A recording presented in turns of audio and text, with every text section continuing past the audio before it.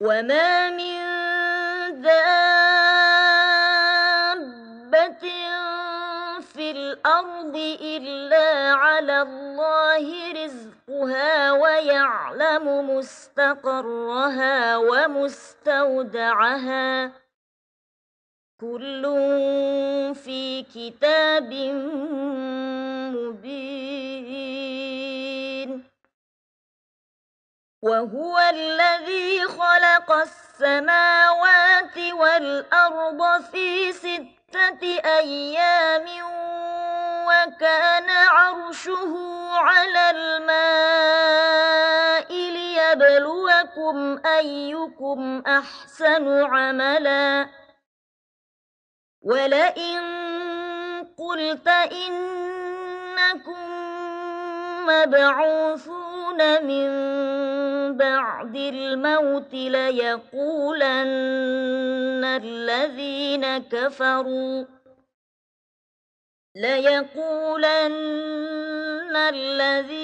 كفروا إن هذا إلا سحر مبين. ولئن أخرنا عنهم العذاب إلى أمة معدودة ليقولن ما يحبسه ألا يوم يأتيهم ليس مصروفا عنهم وحاق بهم ما كانوا به يستهزئون. ولئن أذقنا الإنسان منا رحمة ثم نزعناها منه إنه ليئوس كفور. ولئن أذقناه نعماء بعد ضراء مسته ليقولن ذهب السيئات عني إنه لفرح فخور. إلا الذين صبروا وعملوا الصالحات أولئك لهم مغفرة وأجر كبير. فلعلك تارك بعض ما يوحى إليك وضائق به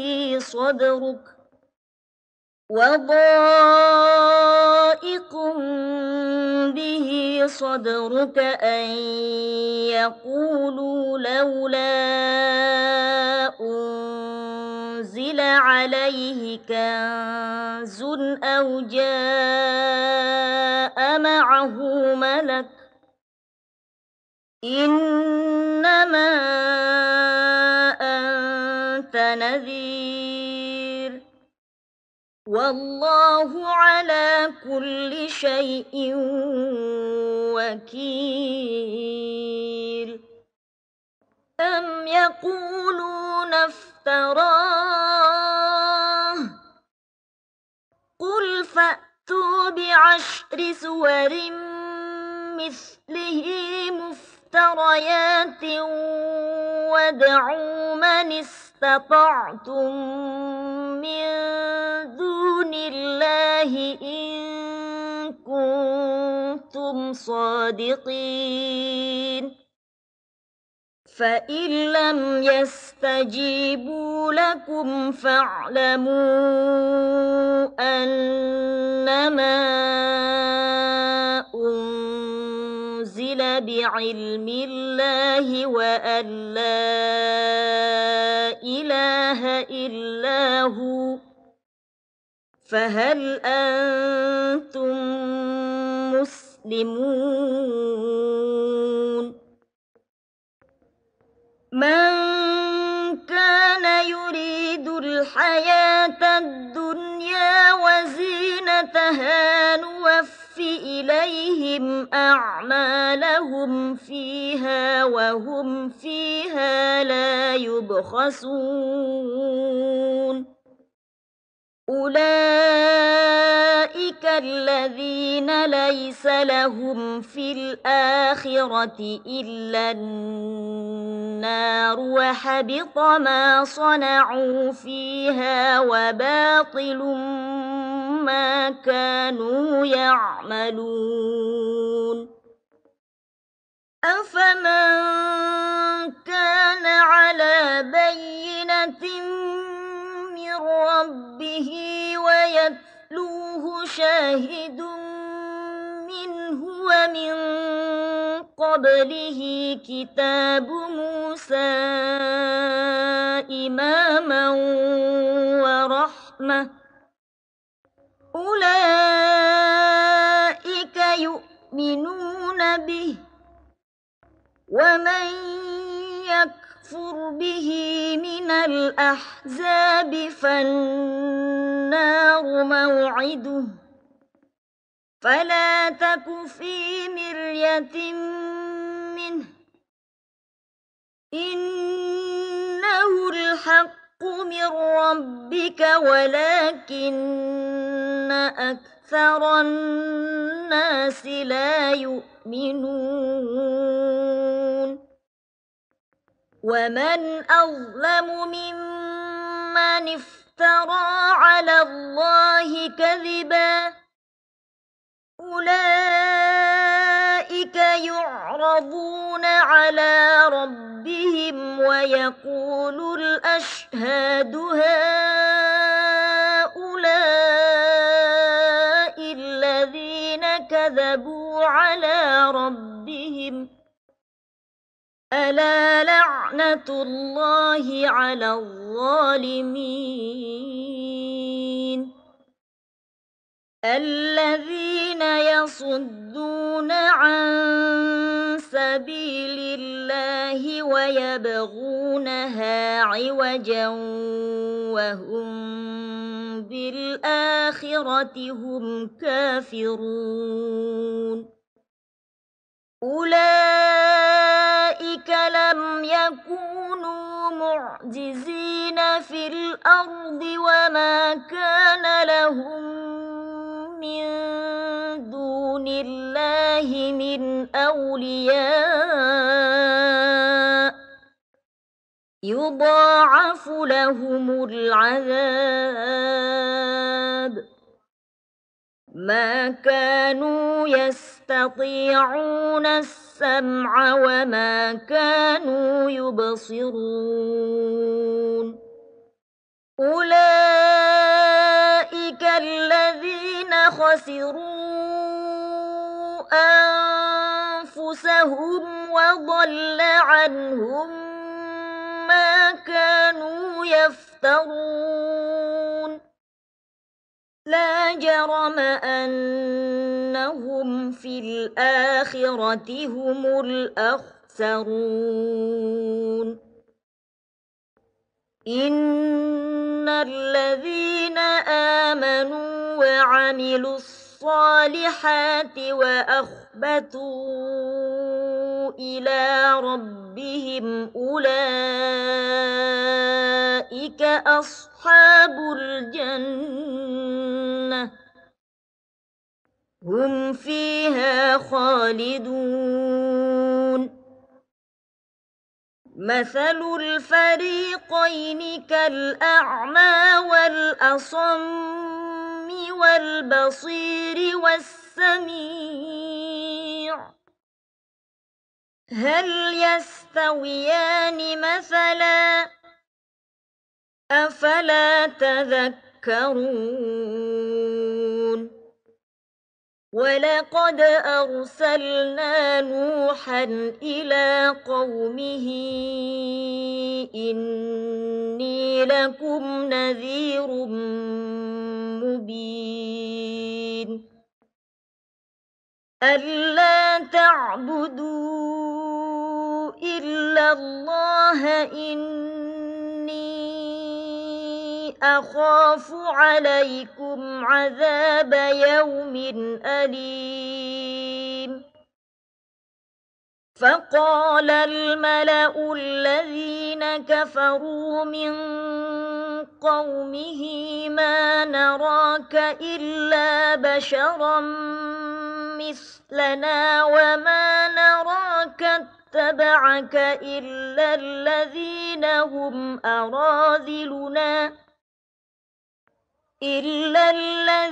هم أراذلنا بادي الرأي وما نرى لكم علينا من فضل بل نظنكم كاذبين قال يا قوم أرأيتم إن كنت على بينة من ربي وآتاني رحمة من عنده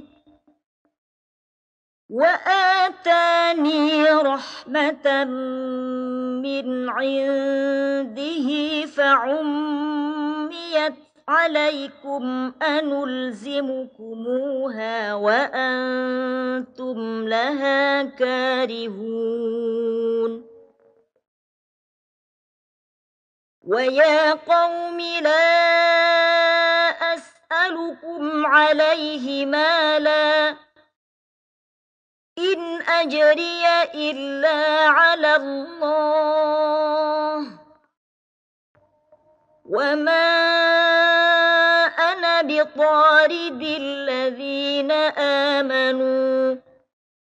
إنهم ملاقو ربهم ولكني أراكم قوما تجهلون ويا قوم من ينصرني من الله إن طردتهم أفلا تذكرون ولا أقول لكم عندي خزائن الله ولا أعلم الغيب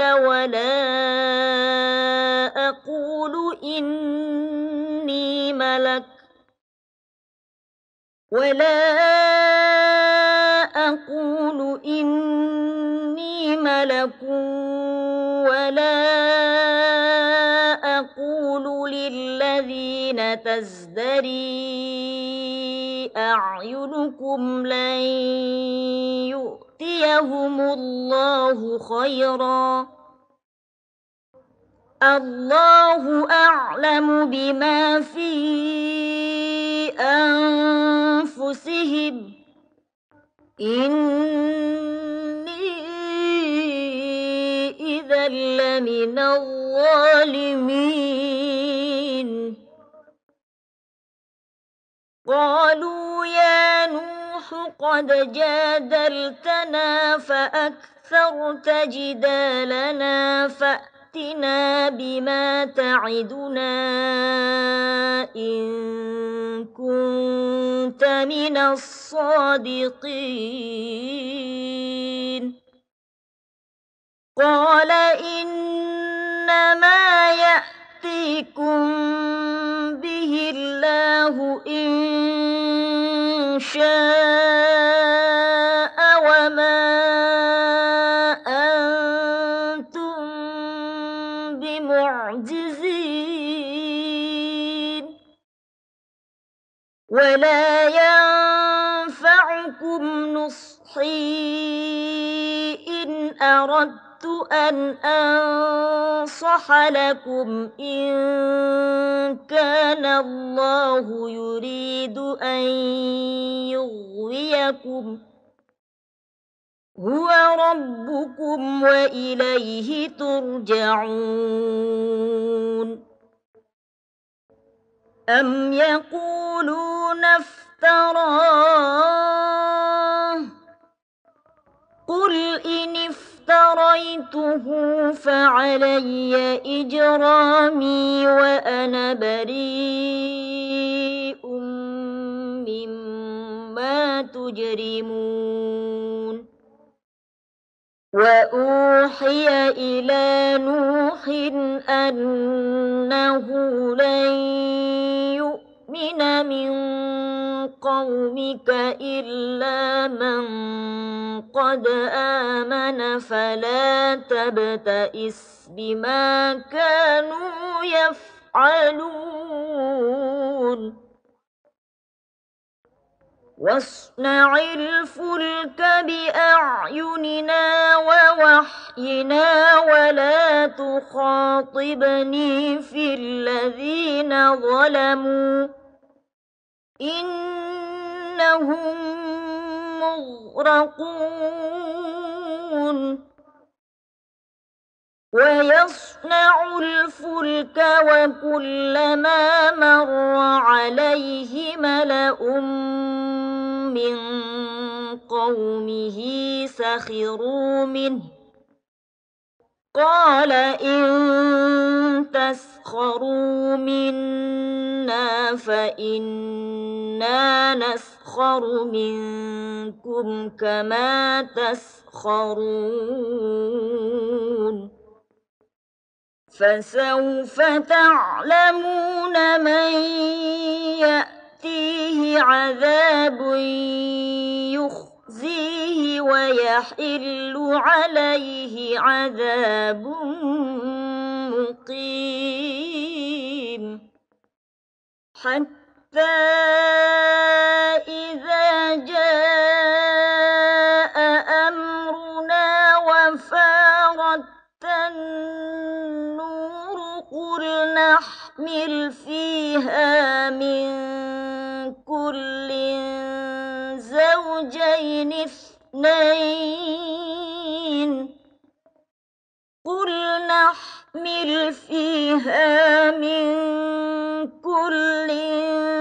زوجين اثنين وأهلك إلا من سبق عليه القول وما آمن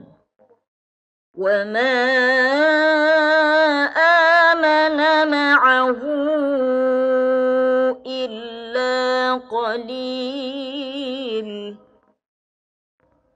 وقال اركبوا فيها بسم الله مجريها ومرساها إن ربي لغفور رحيم وهي تجري بهم في موج كالجبال ونادى نوح ابنه وكان في معزل يا بني اركب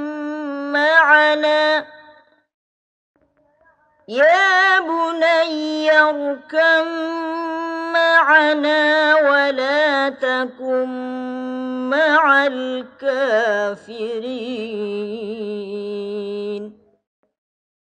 قال سآوي إلى جبل يعصمني من الماء قال لا عاصم اليوم من أمر الله إلا من رحم وحال بينهما الموج فكان من المغرقين وقيل يا أرض ابلعي ماءك ويا سماء أقلعي وغيض الماء وقضي الأمر واستوت على الجودي وقيل بعدا للقوم الظالمين ونادى نوح ربه فقال رب إن ابني من أهلي وإن وعدك الحق وأنت أحكم الحاكمين قال يا نوح إنه ليس من أهلك إنه عمل غير صالح فلا تسألني ما ليس لك به علم إني أعظك أن تكون من الجاهلين قال رب إني أعوذ بك أن أسألك ما ليس لي به علم وإلا تغفر لي وترحمني أكن من الخاسرين قيل يا نوح اهبط بسلام منا وبركات عليك وعلى أمم ممن معك وأمم سنمتعهم ثم يمسهم منا عذاب أليم تلك من أنباء الغيب نوحيها إليك ما كنت تعلمها أنت ولا قومك من قبل هذا فاصبر إن العاقبة للمتقين وإلى عاد أخاهم هودا قال يا قوم اعبدوا الله ما لكم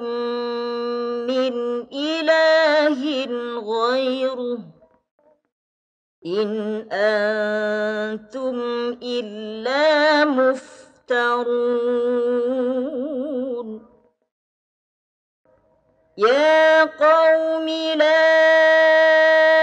أسألكم عليه أجرا إن أجري إلا على الذي فطرني أفلا تعقلون ويا قوم استغفروا ربكم ثم توبوا إليه يرسل السماء عليكم مدرارا يرسل السماء عليكم مدرارا ويزدكم قوة إلى قوتكم ولا تتولوا مجرمين قالوا يا هود ما جئتنا ببينة وما نحن بتاركي بآلهتنا عن قولك وما نحن لك بمؤمنين إن نقول إلا اعتراك بعض آلهتنا بسوء قال إني أشهد الله واشهدوا أني بريء مما تشركون من دونه فكيدوني جميعا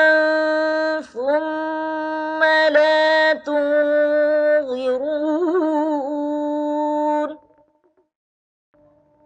إني توكلت على الله ربي وربكم ما من دابة إلا هو آخذ بناصيتها إن ربي على صراط مستقيم فإن تولوا فقد أبلغتكم ما أرسلت به إليكم ويستخلف ربي قوما غيركم ولا تضرونه شيئا إن ربي على كل شيء حفيظ ولما جاء أمرنا نجينا هودا والذين آمنوا معه برحمة منا والذين آمنوا معه برحمة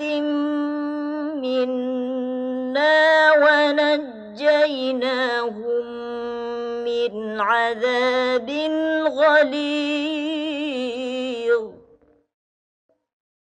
وتلك عاد جحدوا بآيات ربهم وعصوا رسله واتبعوا أمر كل جبار عنيد وأتبعوا في هذه الدنيا لعنة ويوم القيامة ألا إن عادا كفروا ربهم ألا بعدا لعاد قوم هود وإلى ثمود أخاهم صالحا قال يا قوم اعبدوا الله ما لكم من إله غيره هو أنشأكم من الأرض واستعمركم فيها فاستغفروه ثم توبوا إليه إن ربي قريب مجيب قالوا يا صالح قد كنت فينا مرجوا قبل هذا أتنهانا أن نعبد ما يعبد آباؤنا وإننا لفي شك مما تدعونا إليه مريب قال يا قوم أرأيتم إن كنت على بينة من ربي وآتاني منه رحمة فمن ينصرني من الله إن عصيته فما تزيدونني غير تخسير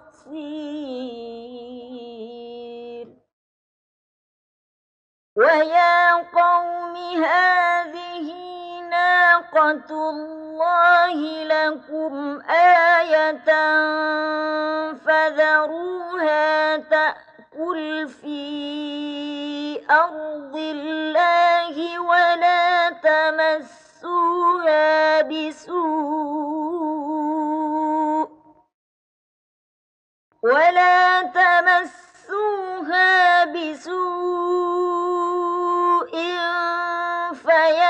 فيأخذكم عذاب قريب فعقروها فقال تمتعوا في داركم 3 أيام ذلك وعد غير مكذوب فلما جاء أمرنا نجينا صالحا والذين آمنوا معه برحمة منا ومن خزي يومئذ إن ربك هو القوي العزيز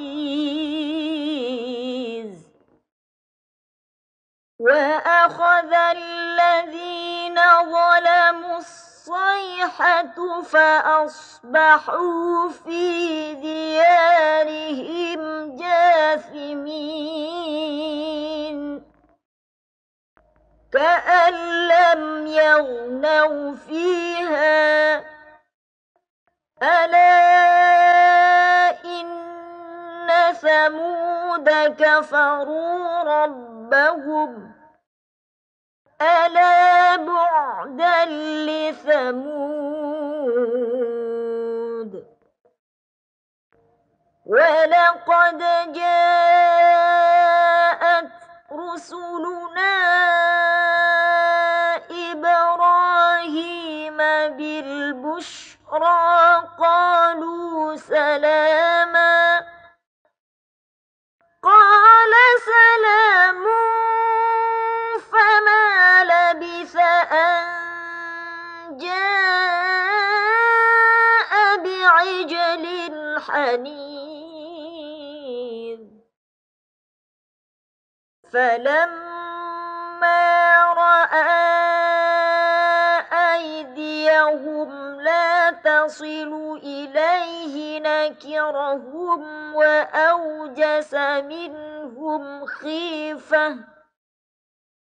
قالوا لا تخف إنا أرسلنا إلى قوم لوط وامرأته قائمة فضحكت فبشرناها بإسحاق ومن وراء إسحاق يعقوب. قالت يا ويلتى أألد وأنا عجوز وهذا بعلي شيخا إن هذا لشيء عجيب. قالوا أتعجبين من أمر الله رحمة الله وبركاته عليكم أهل البيت إنه حميد مجيد. فلما ذهب عن إبراهيم الروع وجاءته البشرى يجادلنا في قوم لوط إن إبراهيم لحليم أواه منيب. يا إبراهيم أعرض عن هذا إنه قد جاء أمر ربك وإنهم آتيهم عذاب غير مردود. ولما جاءت رسلنا لوطا سيء بهم وضاق بهم ذرعا وقال هذا يوم عصيب. وجاءه قومه يهرعون إليه ومن قبل كانوا يعملون السيئات.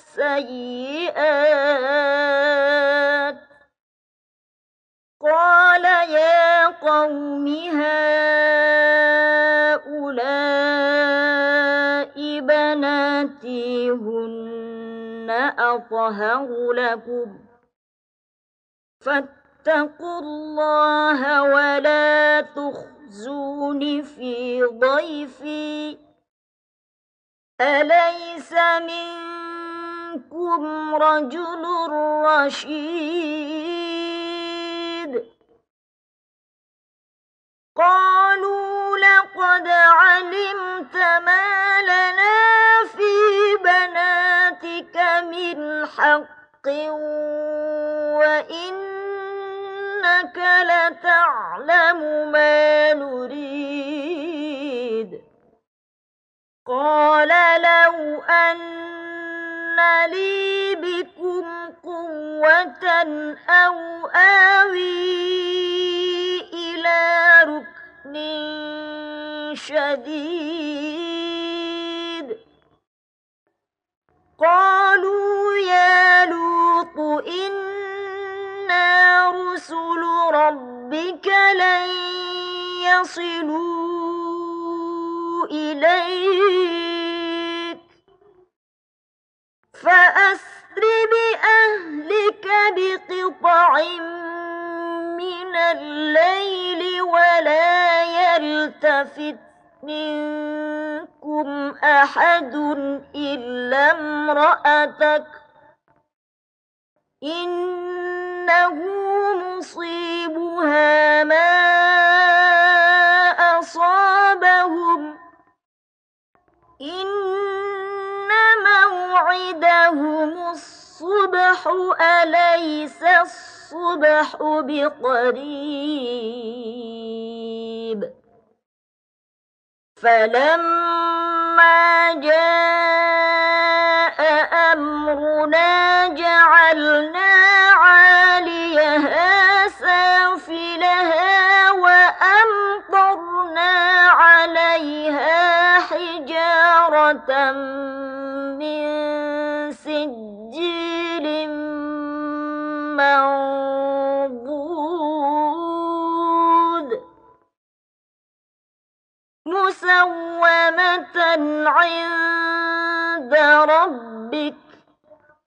وما هي من الظالمين ببعيد وإلى مدين أخاهم شعيبا قال يا قوم اعبدوا الله ما لكم من إله غيره ولا تنقصوا المكيال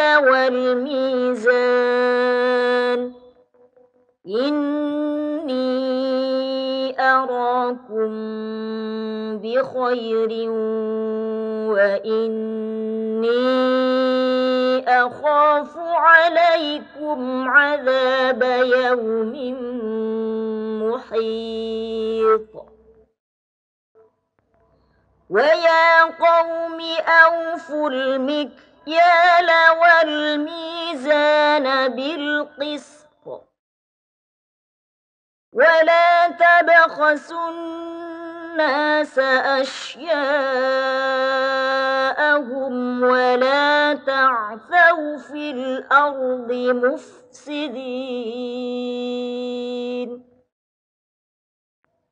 بقية الله خير لكم إن كنتم مؤمنين وما أنا عليكم بحفيظ قالوا يا شعيب أصلاتك تأمرك أن نترك ما يعبد آباؤنا أو أن نفعل في أموالنا ما نشاء إنك لأنت الحليم الرشيد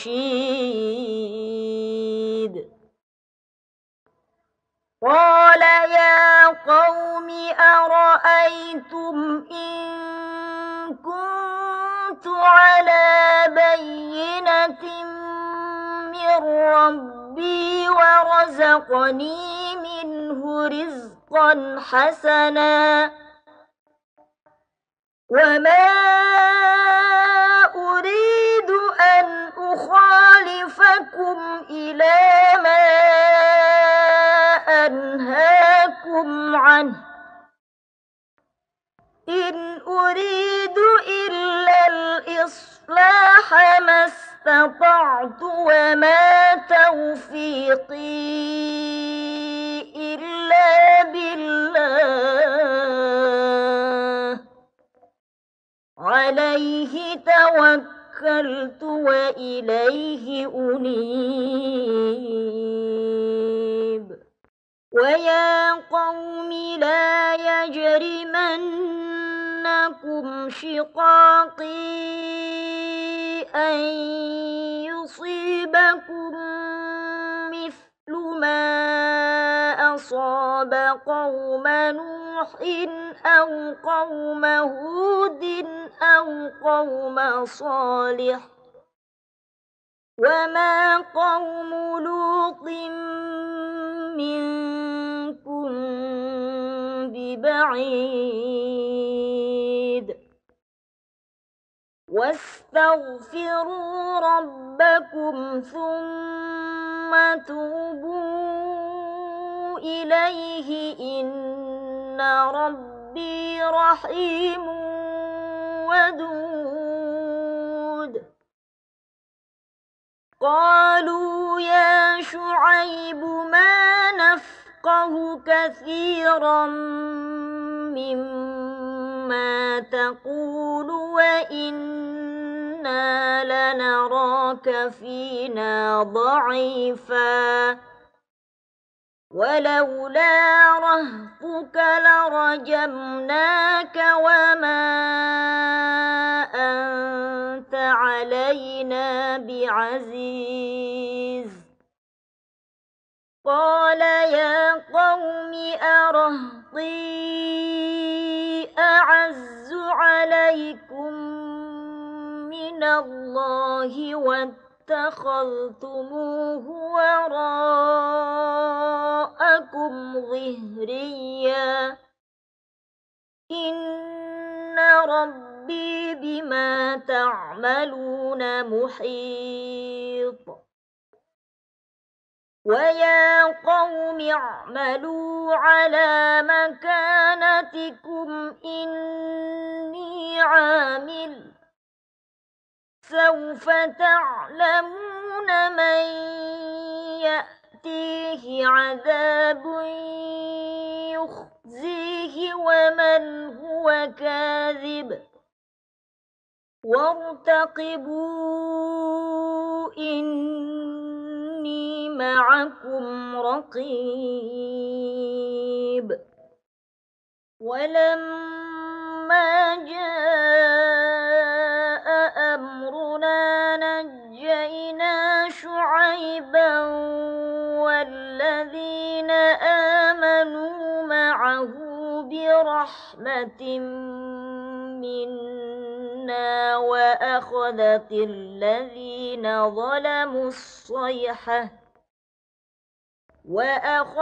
الذين ظلموا الصيحة فأصبحوا في ديارهم جاثمين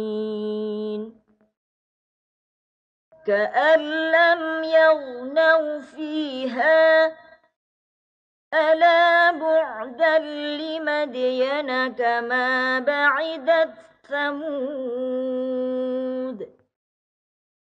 ولقد أرسلنا موسى بآياتنا وسلطان مبين إلى فرعون وملئه فاتبعوا أمر فرعون وما أمر فرعون برشيد يقدم قومه يوم القيامة فأوردهم النار وبئس الورد المورود وأتبعوا في هذه لعنة ويوم القيامة بئس الرفد المرفود ذلك من أنباء القرى نقصه عليك منها قائم وحصيد وما ظلمناهم ولكن ظلموا أنفسهم فما أغنت عنهم آلهتهم التي يدعون من دون الله من شيء لما جاء أمر ربك وما زادوهم غير تتبيب وكذلك أخذ ربك إذا أخذ القرى وهي ظالمة إن أخذه أليم شديد إن في ذلك لآية لمن خاف عذاب الآخرة ذلك يوم مجموع له الناس وذلك يوم مشهود وما نؤخره إلا لأجل معدود يوم يأتي لا تكلم نفس إلا بإذنه فمنهم شقي وسعيد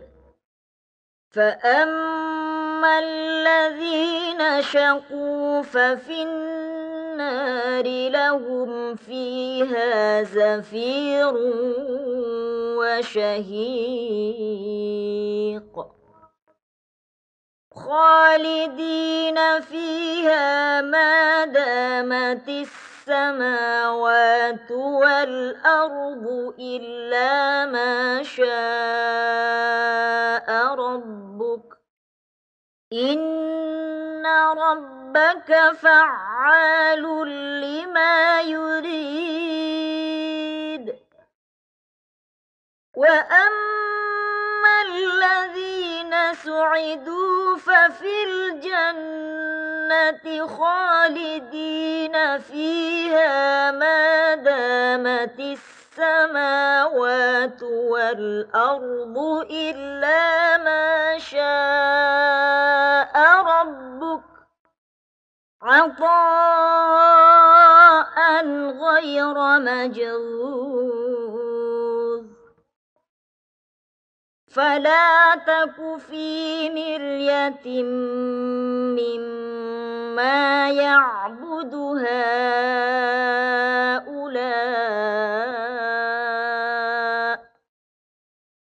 ما يعبدون إلا كما يعبد آباؤهم من قبل وإنا لموفوهم نصيبهم غير منقوص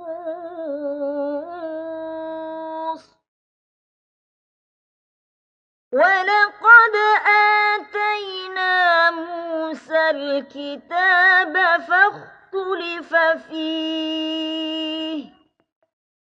ولولا كلمة سبقت من ربك لقضي بينهم وإنهم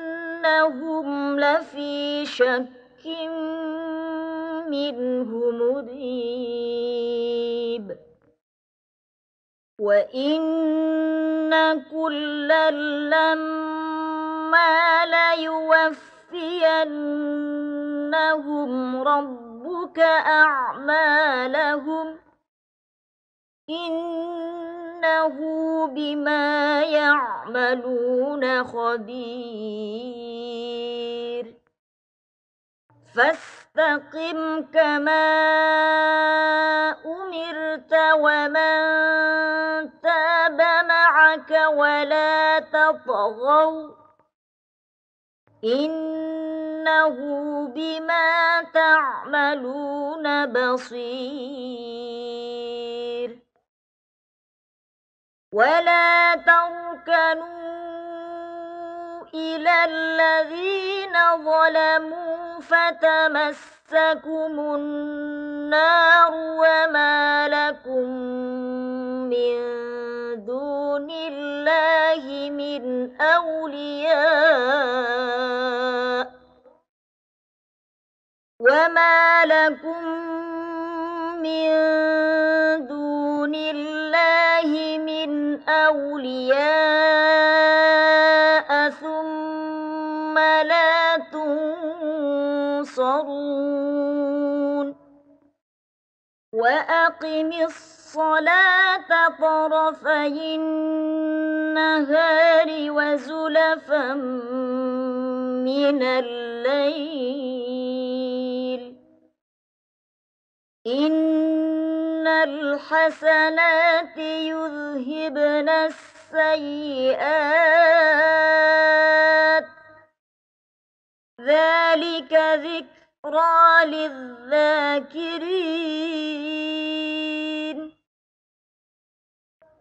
واصبر فإن الله لا يضيع أجر المحسنين فلولا كان من القرون من قبلكم أولو بقية ينهون عن الفساد في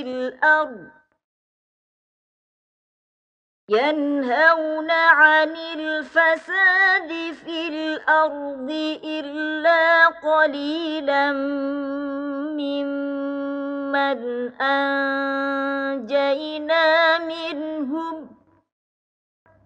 واتبع الذين ظلموا ما أترفوا فيه وكانوا مجرمين وما كان ربك ليهلك القرى بظلم وأهلها مصلحون ولو شاء ربك لجعل الناس أمة واحدة ولا يزالون مختلفين إلا من رحم ربك ولذلك خلقهم وتمت كلمة ربك لأملأن جهنم من الجنة والناس أجمعين وكلا نقص عليك من أنباء الرسل ما نثبت به فؤادك وجاءك في هذه الحق وموعظة وذكرى للمؤمنين وقل للذين لا يؤمنون اعملوا على مكانتكم إنا عاملون وانتظروا إنا منتظرون ولله غيب السماوات والأرض وإليه يرجع الأمر كله فاعبده وتوكل عليه وما ربك بغافل عما تعملون بسم الله الرحمن الرحيم ألف لام را تلك آيات الكتاب المبين إنا جعلناه قرآنا عربيا لعلكم تعقلون نحن نقص عليك أحسن القصص بما أوحينا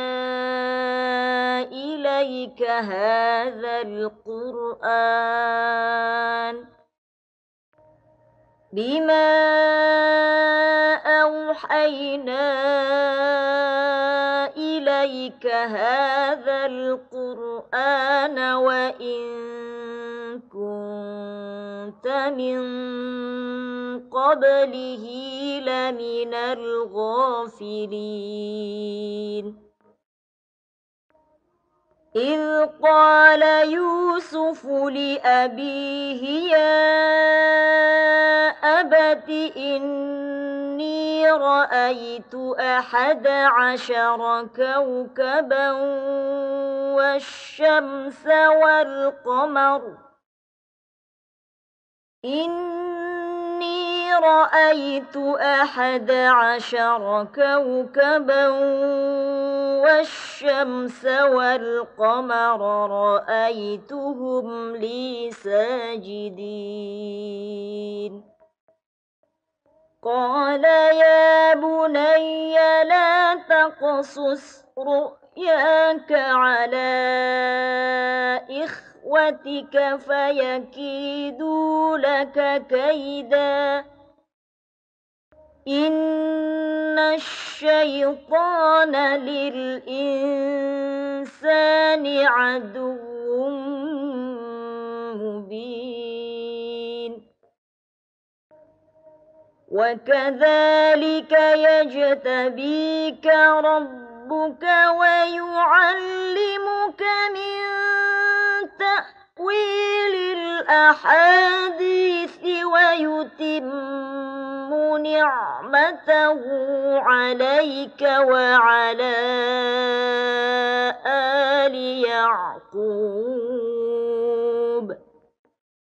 ويتم نعمته عليك وعلى آل يعقوب كما أتمها على أبويك من قبل إبراهيم وإسحاق إن ربك عليم حكيم لقد كان في يوسف وإخوته آيات للسائلين إذ قالوا ليوسف وأخوه أحب إلى أبينا منا ونحن عصبة إن أبانا لفي ضلال مبين اقتلوا يوسف أو اطرحوه أرضا يخل لكم وجه أبيكم وتكونوا من بعده قوما صالحين قال قائل منهم لا تقتلوا يوسف وألقوه في غيابة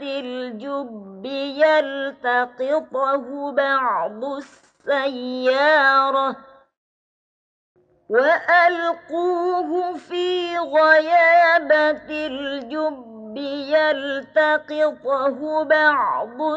السيارة إن كنتم فاعلين قالوا يا أبانا ما لك لا تأمنا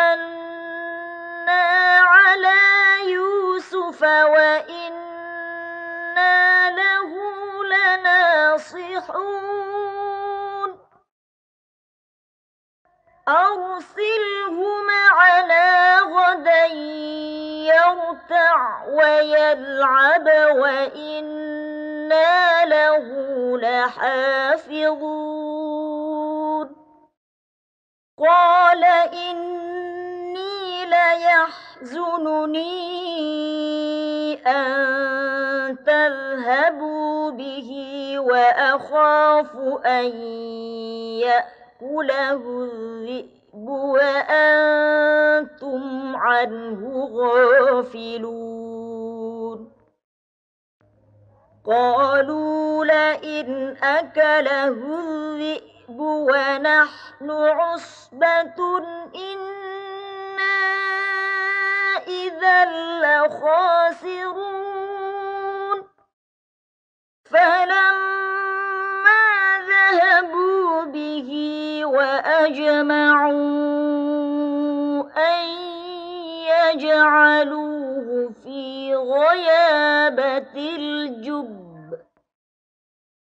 وأوحينا إليه لتنبئنهم بأمرهم هذا وهم لا يشعرون وجاءوا أباهم عشاء يبكون قالوا يا أبانا إنا ذهبنا نستبق وتركنا يوسف عند متاعنا فأكله الذئب وما أنت بمؤمن لنا ولو كنا صادقين وجاءوا على قميصه بدم كذب قال بل سولت لكم أنفسكم أمرا فصبر جميل والله المستعان على ما تصفون وجاءت سيارة فأرسلوا واردهم فأدلى دلوه قال يا بشرى هذا غلام وأسروه بضاعة والله عليم بما يعملون وشروه بثمن بخس دراهم معدودة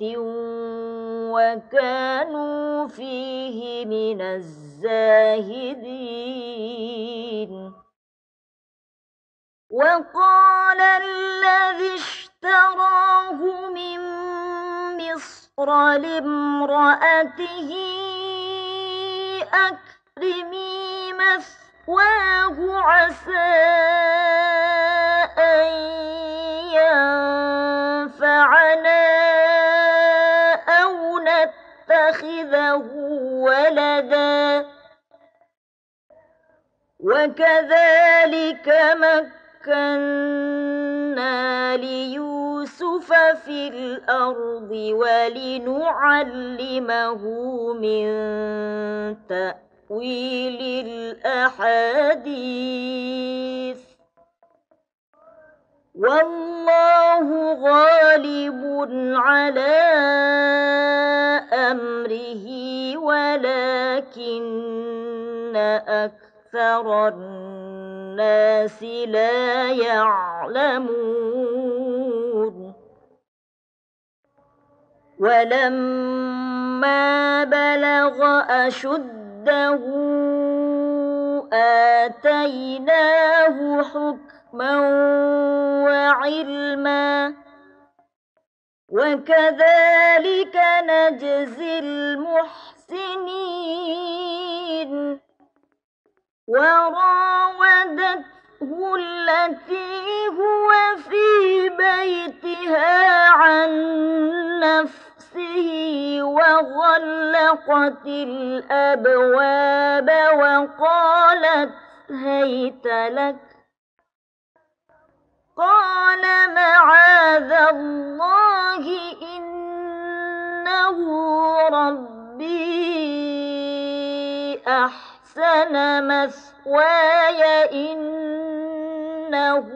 لا يفلح الظالمون ولقد همت به وهم بها لولا أن رأى برهان ربه كذلك لنصرف عنه السوء والفحشاء إنه من عبادنا المخلصين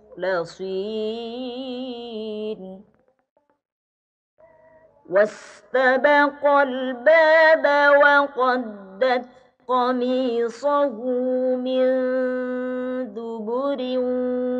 وألف يا سيدها لدى الباب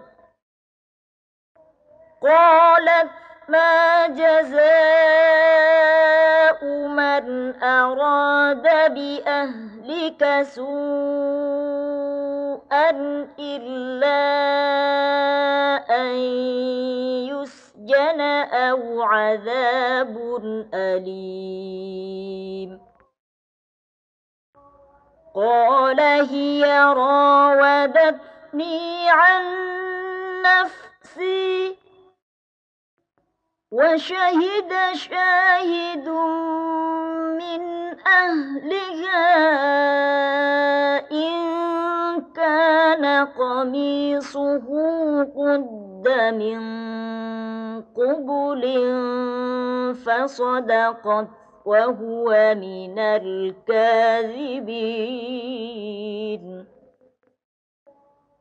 وإن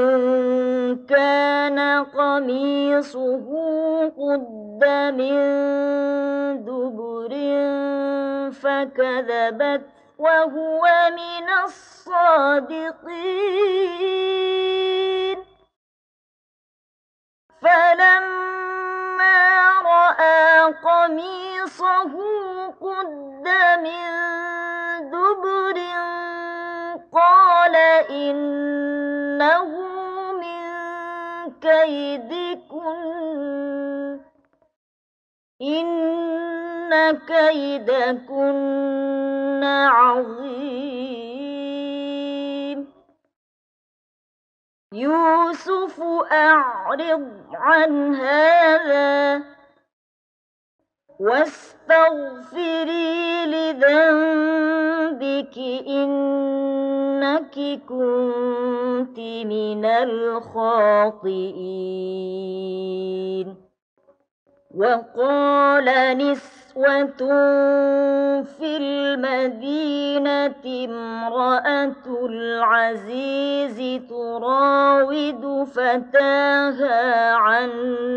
نفسه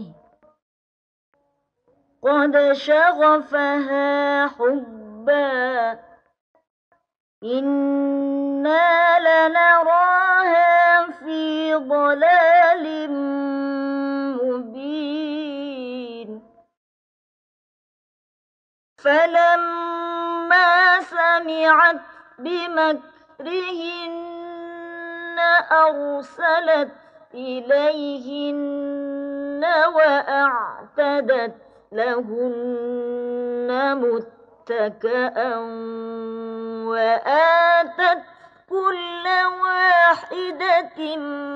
منهن سكينا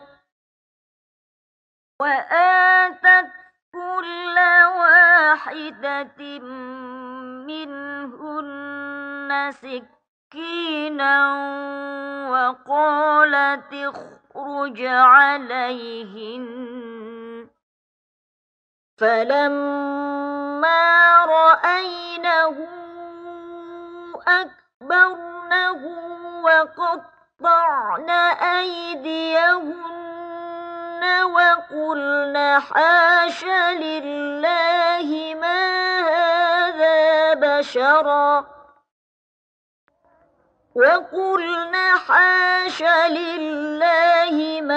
هذا بشرا إن هذا إلا ملك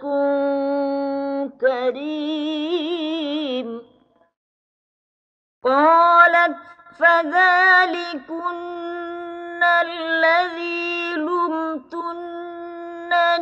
فيه ولقد راودته عن نفسه فاستعصم ولئن لم يفعل ما آمره ليسجنن وليكونن من الصاغرين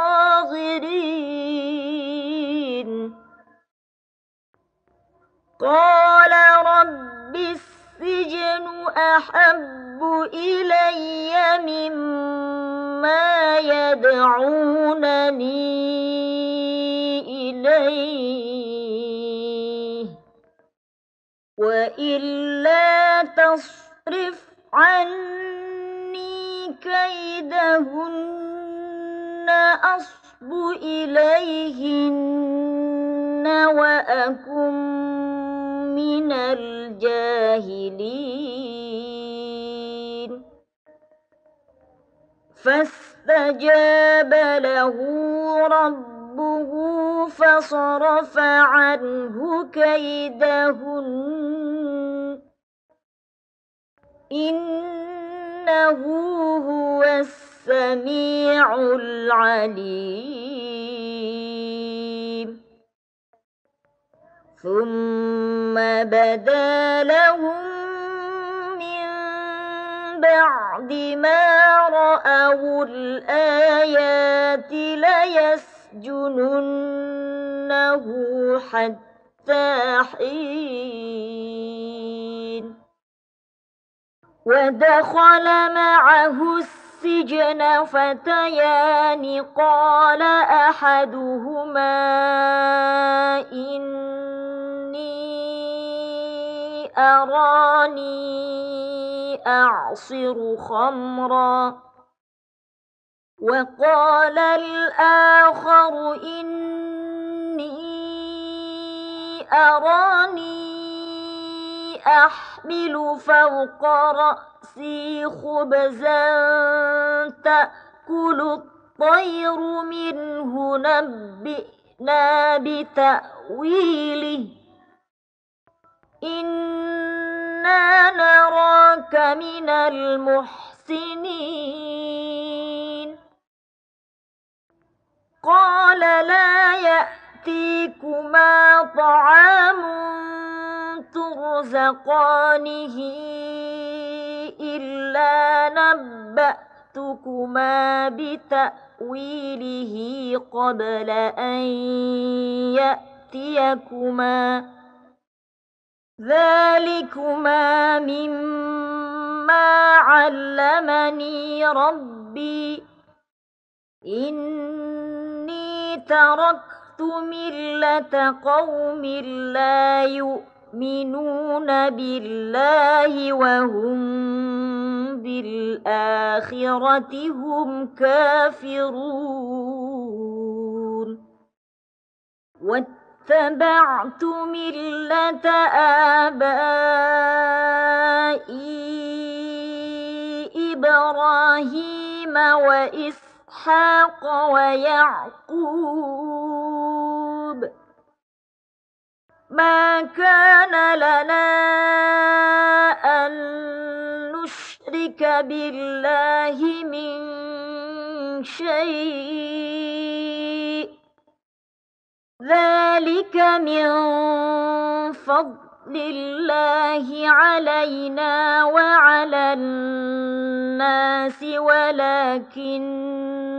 أكثر الناس لا يشكرون يا صاحبي السجن أأرباب متفرقون خير أم الله الواحد القهار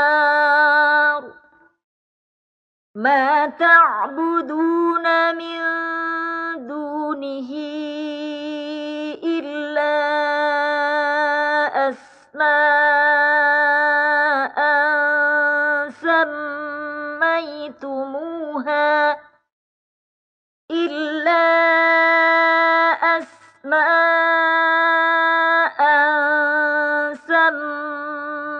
سميتموها أنتم وآباؤكم ما أنزل الله بها من سلطان إن الحكم إلا لله أمر ألا تعبدوا إلا إياه ذلك الدين القيم ولكن أكثر الناس لا يعلمون يا صاحبي السجن أما أحدكما فيسقي ربه خمرا وأما الآخر فيصلب فتأكل الطير من رأسه قضي الأمر الذي فيه تستفتيان وقال للذي ظن أنه ناج منهما اذكرني عند ربك فأنساه الشيطان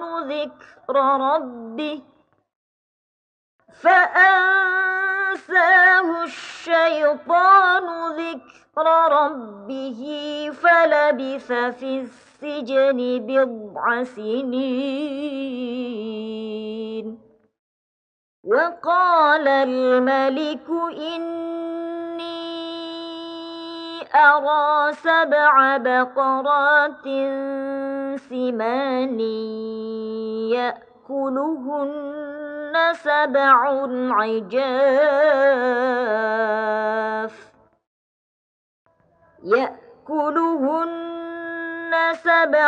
عجاف و7 سنبلات خضر وأخر يابسات يا أيها الملأ أفتوني في رؤياي إن كنتم للرؤيا تعبرون قالوا أضغاث أحلام وما نحن بتأويل الأحلام بعالمين وقال الذي نجا منهما وادكر بعد أمة أنا أنبئكم بتأويله فأرسلون يوسف أيها الصديق أفتنا في 7 بقرات سمان يأكلهن 7 عجاف و7 سنبلات خضر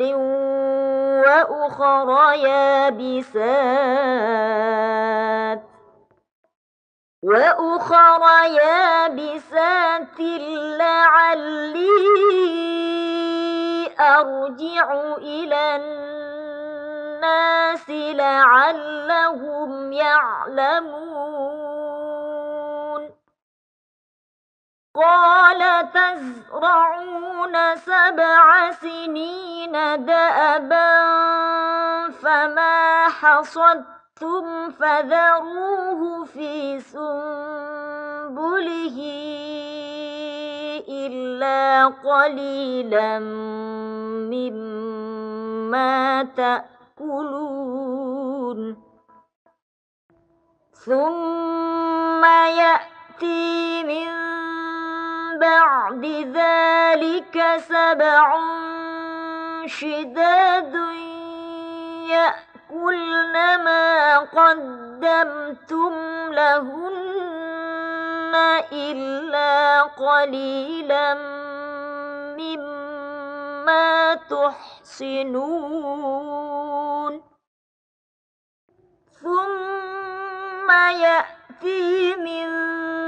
بعد ذلك عام فيه يغاث الناس وفيه يعصرون وقال الملك ائتوني به فلما جاءه الرسول قال ارجع إلى ربك فاسأله ما بال النسوة اللاتي قطعن أيديهن إن ربي بكيدهن عليم قال ما خطبكن إذ راوتن يوسف عن نفسه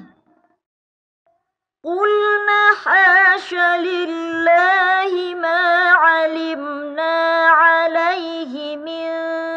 سوء قالت امرأة العزيز الآن حصحص الحق أنا راودته عن نفسه وإنه لمن الصادقين ذلك ليعلم أني لم أخنه بالغيب وأن الله لا يهدي كيد الخائنين